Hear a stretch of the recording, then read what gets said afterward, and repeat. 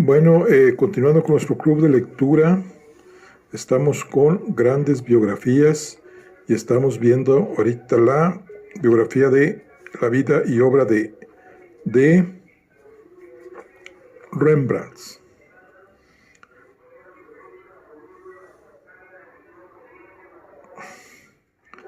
Y vamos a iniciar lo que es el capítulo número 19.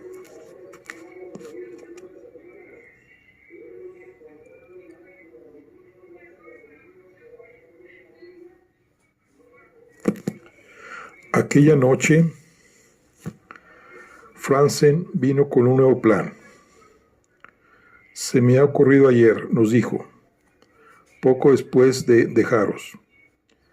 Los acreedores quieren el dinero. Les da igual el procedimiento, con tal de cobrar lo antes posible. Rembrandt actualmente puede volver a hacer retratos, pero el retrato es siempre un trabajo lento y ahora que la gente o está arruinada o tiene miedo de gastar un stiver no muy provechoso. No he vendido un solo retrato en casi 2 años y sin embargo sí he vendido un gran número de aguafuertes. Cuando la gente ya no quería comprar los cuadros de Rembrandt, siempre pagaban precios altos por sus aguafuertes. Quisiera saber qué ha sido de las planchas. No lo sé, dijo Rembrandt. Se vendieron casi todas a marchantes de la ciudad. ¿Podéis averiguar sus nombres? Creo que sí, dijo Hendrix. Titus hizo una lista. Bien, prosiguió Franzen, es imposible que representen mucho para ellos. Pueden hacer que otros saquen copias, pero nunca es igual que cuando lo hace el propio artista. No creo que nos resulte difícil recuperar las planchas. Es posible que tengamos que pagar algún dinero, aunque quizá baste con la promesa de un pequeño derecho sobre cada estampa. Hace unos días me enteré de dónde podemos encontrar una prensa excelente por unos 60 florines. La compraré y será mi aportación a la nueva empresa. Mañana Rembrandt puede ir a buscar un sitio donde vivir, con alguna habitación que pueda servirle de estudio. Hendrik puede comprar camas, sábanas y unos cuantos casos y sartenes, mientras Titus y yo hacemos el recorrido de los marchantes a ver si logramos encontrar las planchas. Y yo pregunté, ¿qué voy a hacer yo mientras tanto? Por el momento, dijo Franzen, tomaros las cosas con calma. Ya habéis hecho bastante. Esto empieza a parecer a una de esas obras de Pondel en que la virtud aparece al final de cada acto para ofrecer su consuelo. Y ahora, si el doctor quiere pedirnos una jarra de cerveza, brindaremos por la prosperidad de la nueva firma Van Rijn y Stoffels. Pensé que la ocasión merecía algo mejor que simple cerveza, y bajé yo mismo a la bodega por una de las pocas botellas de vino Papsis que me quedaban. Como siempre, desde hacía 20 años, al bajar la estrecha escalera, me di un golpe en la cabeza, y lanzando una maldición, me detuve un instante para restregarme el sitio dolorido. En la oscuridad pensé en lo que acaba de presenciar, el pintor más grande de su tiempo, salvado del asilo por los esfuerzos aunados de una muchacha que nada poseía en este mundo, aparte de su belleza y de su bondadoso corazón, y de un muchacho de 16 o 17 años que amaba de veras a su padre y que probablemente no viviría mucho más. Pensé que la situación era más digna de la pluma del terrible Esquilo que de la de nuestro festivo Pondel. Obtener permiso del tutor de Titus, pues los intereses del muchacho estaban ya irremisiblemente vinculados a los de su padre. Era nuestro primer objetivo.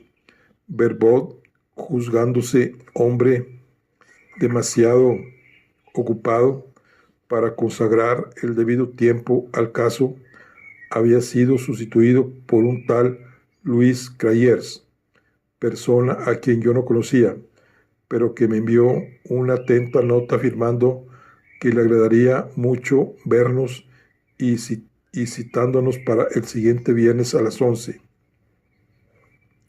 A la hora fijada, Crayers nos hizo pasar a su despacho, a Franzen y a mí.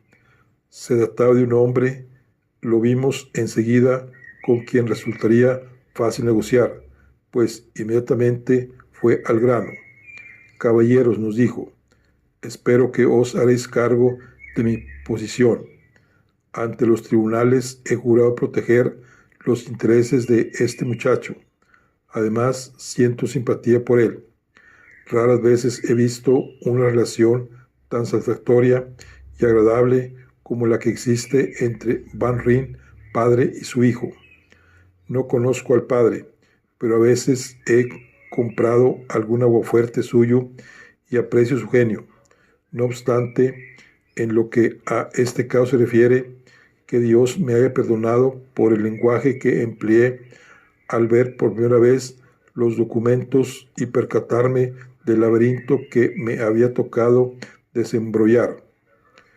Cuando los tasadores del Tribunal de Quiebras entraron en aquella casa, recogieron 3 cubos llenos de facturas, cuentas atrasadas, cuentas actuales, pagadas por pagar, cuentas protestadas.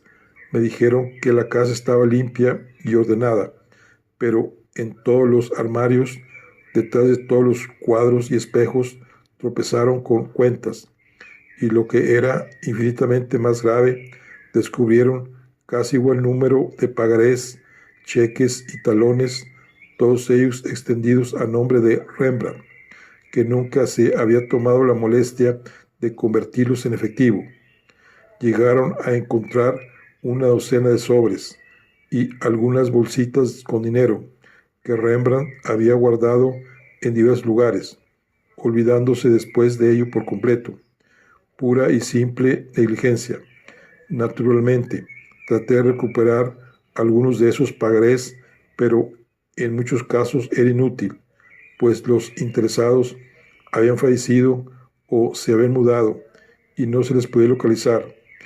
El importe de lo que perdimos de esta forma debe de haber ascendido a varios miles de florines. Me preguntáis, ¿qué pienso de vuestro proyecto? Pues bien, lo apruebo de todo corazón. Os apoyaré, caballeros, en cuanto emprendáis en favor de vuestro amigo, a la vez que haré cuando esté a mi alcance para proteger los intereses del joven Titus. Por consiguiente, sea cual fuera vuestro proyecto, insistiré en que se firme un contrato. Agradecimos a Crayers su paciencia y cortesía y le preguntamos si tenía alguna proposición que hacer en relación al contrato. No, repuso, mejor será que redactéis un contrato de asociación en debida forma. Tengo un amigo notario llamado Lee Sings, que suele hacer para mí este tipo de trabajo, una persona de toda mi confianza. Convenimos entonces en que lo primero que debíamos hacer era hallar alojamiento para nuestros amigos, un local que sirviese de tienda y a la vez de estudio para Rembrandt. Conseguido esto, acudiríamos de nuevo a Crayers a fin de que el notario Listings extendiese los documentos necesarios. Pero la búsqueda de la casa no resultó tarea fácil. Durante la guerra se había construido muy poco y como consecuencia se pagaban precios muy elevados por alojamientos de muy escasa calidad. Cuando por fin hallamos lo que nos convenía, fue debido totalmente al azar. Un joven llamado Ligelbach Acudió a mi consulta para que le vendase un leve corte que se había hecho en la mano derecha. Como por aquel entonces yo solo pensaba en encontrar la casa, antes de que se fuera, le pregunté si sabía de alguna casa en alquiler. Pues sí, contestó. Mi padre es dueño del laberinto, al final del Rosengrach. Tuvo que derribar varias casas para poder construir el edificio, pero enfrente han quedado tres y una de ellas está disponible, o al menos la mitad. ¿Es muy alta la renta?, le pregunté. Ceno esta noche con mi padre, contestó el joven Linglebach. Se lo preguntaré. Al día siguiente vino a verme. La mitad izquierda de la casa es la que se alquila, me explicó. Tiene un cuarto muy amplio con un ventanal al norte que puede convertirse fácilmente en un magnífico estudio. Las otras 4 habitaciones son mucho más pequeñas y también tiene cocina. La renta es de 150 florines al año, pero podríais conseguirlo por menos. El propietario se llama Van Lest y vive en el mismo edificio. Ese mismo día, algo más tarde, Rembrandt y yo nos dirigimos al Rosengrach. Visitamos la casa, vimos a Van Lest y firmamos ahí mismo un contrato de arrendamiento por una renta de 125 florines al año. Una semana después, la familia de Van Rigen se mudaba a su nueva residencia. Cuando llegué con Hendrik y los niños, nos encontramos todo en un terrible desorden. Camas, mesas, lavabos y sillas, todo andaba revuelto en la habitación principal, y sábanas, almohadas, casos y sartenes llenaban los cuartos de dormir en un pintoresco batiburrillo. Pensábamos que Rembrandt nos estaría esperando en la puerta para darnos la bienvenida, mas por ninguna parte hallamos rastro de él. Hendrik, al inspeccionar su nueva morada, abrió una puerta que daba a una habitación muy grande en la parte trasera de la casa. En medio de la habitación, en el suelo, estaba sentado Rembrandt, en la postura más incómoda del mundo, pintando como loco un gran lienzo apoyado sobre cierta cubeta que contenía la loza familiar. Ah, dijo sin levantar la vista de su trabajo, habéis llegado ya. Espero que me perdonaréis, pero había tan buena luz que pensé que lo mejor sería ponerme a trabajar. No importa, querido, dijo Hendrix, y uniéndose de nuevo a nosotros, empezó a sacar tranquilamente el contenido del cabaz donde había guardado las ropas y juguetes de Cornelia. Una semana después, tuve que emprender un viaje a Leiden. El consejo de la ciudad de Ámsterdam, que todavía estaba estudiando si debía o no concedérmese la indemnización que se me prometiera cuando la chusma quemó mi hospital, había solicitado de la Facultad de Medicina de Leiden un informe sobre la conveniencia de mis métodos para practicar operaciones sin dolor. A mi regreso a Ámsterdam me enteré de que Hendrix había estado bastante enferma. Supe que Titus andaba muy ocupado en convertir el cuartito delantero en tienda de arte y que Rembrandt trabajaba afanosamente en los bocetos para aquel cuadro alegórico del ayuntamiento que habría de acabar en una guardilla edilicia. Pero esto, naturalmente, todavía no podíamos adivinarlo, y el simple hecho de volver a estar ocupado le hacía tan feliz que hasta podría sorprenderse alguna esporádica sonrisa de Hendrix. Y Titus había vuelto a soñar con hacerse un famoso pintor. Les dio mucha alegría verme. Deseaban saber lo que había dictaminado los profesores de Leiden, que no se habían pronunciado aún, y me invitaron a comer. La casa, me dijeron, era una maravilla, como era de esperar, Todavía merodeaban por ella los acreedores, pero el Rosengrach estaba alejado del centro de la ciudad y no todos se tomaban la molestia de recorrer a pie tan larga distancia. Por cierto, que mi amigo Jean-Louis les había hecho una visita, pero les dio la impresión de hallarse muy enfermo. Se presentó en un carruaje y le acompañaba su marinero, en quien tuvo que apoyarse para subir la escalinata. Les había obligado a prometer que no me escribirían diciéndome que se encontraba mal. También Franzen había ido a verlos.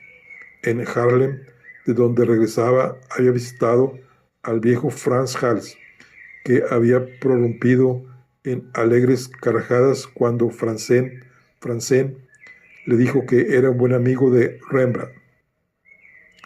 Decirle que ahora sí puedo llamarle hermano, había comentado Hals, y decirle que ha tenido la suerte por arrobas. Cuando le declararon en bancarrota, se contaban entre sus acreedores algunas de las personas más influyentes de la ciudad, mientras que a mí me embargaron a petición de un vulgar panadero, disgustado por un cuadro que había pintado de él tocando el cuerno para anunciar a la gente que ya estaba listo el pan. Cuando me quedé sin dinero, todo lo que los alguaciles pudieron encontrar en casa fue 3 colchones, una mesa y una cómoda, mientras que, según me cuentan, él tenía una casa que parecía el palacio del difunto rey Salomón. Y Hals, según Franzen, se había puesto de nuevo a pintar, pese a que llevaba sin trabajar casi 20 años. De todos modos, no podía vender nada, así que ¿para qué? Y deseaba que Rembrandt fuese a visitarle, pues había hecho un gran descubrimiento y como contaba ya 80 años, no podía aprovecharse de él. Decirle a Rembrandt que ser pobre es lo mejor que puede sucederle a un pintor. Pobre no puede pagar unos colores caros y hay que componérselas con 2 o 3 botes de pintura y aprender de este modo a sugerir tonos en vez de embadurnarlo todo de rojo, amarillo, verde o azul. Sugerir, solo sugerir. Y seguía hablando y hablando, pues el anciano se mostraba ya algo incoherente con sus constantes repeticiones y contradicciones. Al fin y al cabo llevaba ya tanto tiempo en el asilo. Cuando por fin regresé a mi casa, me sentía más feliz que en mucho tiempo. Hendrik, al despedirse de mí, las mejillas teñidas por la fiebre y los ojos muy abiertos por la emoción, me había llevado a un lado y susurrado al oído: trabaja todo el día y todo va bien. De hecho, al menos por el momento, el infortunio que le había perseguido tan obstinadamente parecía haberse alejado del desventurado Rembrandt en busca de una nueva víctima, pues no solo empezaban a dejarle en paz los acreedores, sino que por fin logré para él un encargo que era precisamente aquello que más le gustaba hacer.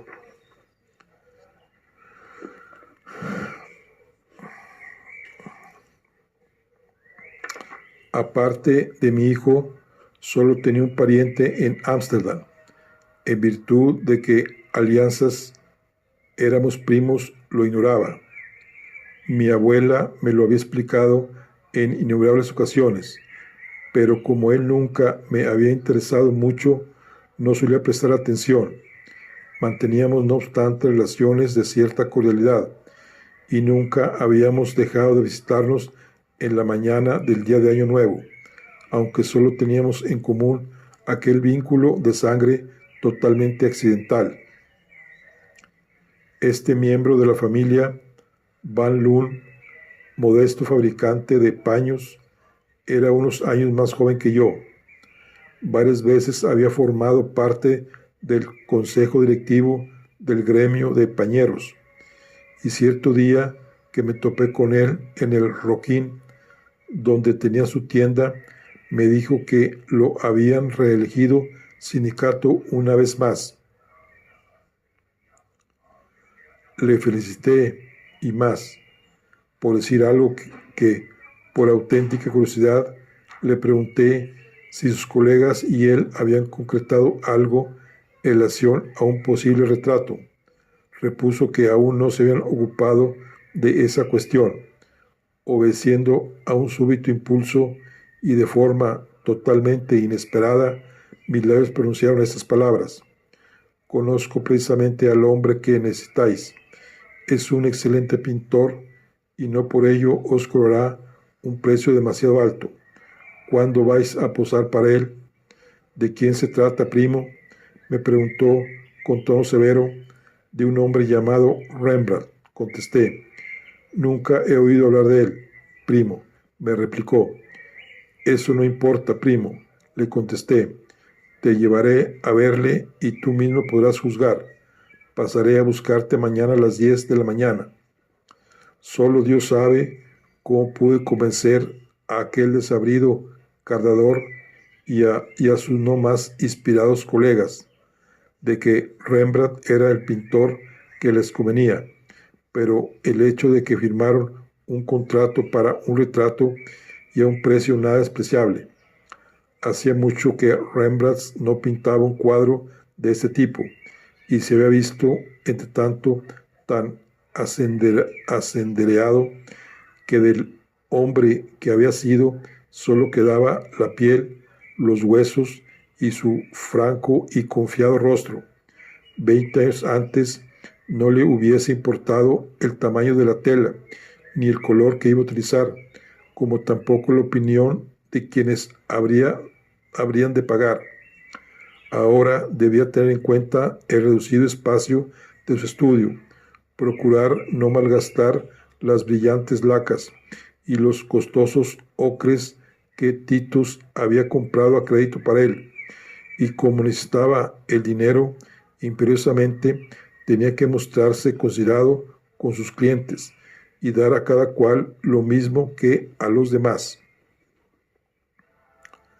No soy el mejor crítico de arte, pero me pareció que Rembrandt nunca se había acercado tanto al ideal que perseguía como en aquel cuadro. Me vino a la memoria el mensaje un tanto incoherente que Franzen había traído de Haarlem, aquel extraño mensaje artístico que exhortaba al más joven de ambos pintores a sugerir el color, a insinuar, en vez de exponer las cosas de forma tajante. Todo en aquel cuadro era sugerencia, y sin embargo se captaba la presencia de aquellos honrados pañeros como si estuviesen en una de sus reuniones. Adivinizábase la satisfacción interior de aquellos hombres, orgullosos del alto cargo que sus colegas les habían confiado, y no menos patente resultaba su profundo convencimiento de que aquella envidiada dignidad solo se debía al reconocimiento de su integridad intachable.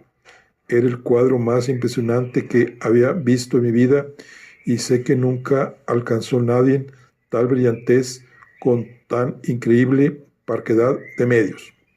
Y aquí se ve el cuadro de los síndicos del gremio del pañero 1662, que son 2, 4, 6 caballeros sentados ante una mesa, y otros, y 3 parados y 3 sentados. Estaba yo en la gloria, y al día siguiente, de concluido el retrato, sin esperar más, acudí apresuradamente al Rocking a casa de mi primo, el honorable síndico, a quien hallé comiéndose su acostumbrado puré de lentejas del mediodía. Me miró con bastante sorpresa, pues no estaba acostumbrado a semejante familiaridad. Buenos días, primo, le dije. ¿Has visto ya vuestro retrato? Así es, primo, me contestó, y a ninguno nos ha impresionado mucho, a decir verdad, aunque de todas formas le pagaremos lo acordado. Giré sobre mis talones, pero él me interrumpió. ¿No quieres quedarte, primo, y compartir el almuerzo conmigo? No, gracias, primo, le contesté. Aceptaré encantado en otra ocasión. Me fui a casa y estuve charlando con mi hijo sobre el tema de una nueva sierra que deseaba construir, una sierra que cortaría 3 árboles a la vez. El niño era más alto que yo, pero para mí sigue siendo un niño, sentimiento que dio lugar a bastantes dificultades entre nosotros. El niño, que a su manera me quería profundamente, notó enseguida que me pasaba algo. ¿Qué ha ocurrido, padre?, me preguntó. ¿El tío Rembrandt tiene dificultades otra vez? No, repliqué, pero él sabía muy bien que mentía. Es una pena, dijo en voz baja. El tío Rembrandt es una excelente persona y yo le aprecio enormemente, pero no tiene sentido común. ¿Por qué seguir pintando cuadros cuando lo que el mundo necesita son molinos? Supongo que habría una contestación a esa pregunta, pero al menos por el momento confieso que no se me ocurrió ninguna. Bueno, aquí concluimos lo que es el capítulo 19. Estamos con la vida y obra de Rembrandt. Nos vemos en la siguiente. Hasta luego.